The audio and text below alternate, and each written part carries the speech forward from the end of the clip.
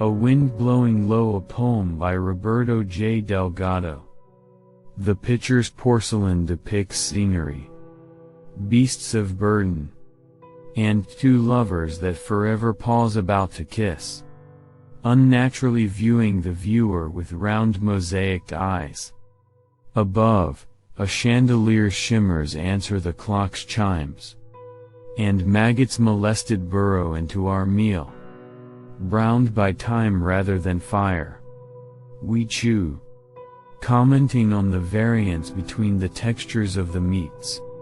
And we wash it down with what must have once been a wine, from the most recent of crops before it became this.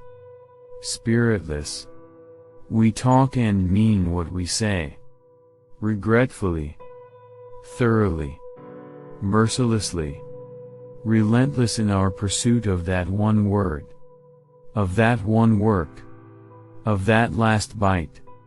For once it is all gone, you and I will stand, and leave hand in hand bared feet cooled, comforted by the moisture of this new night.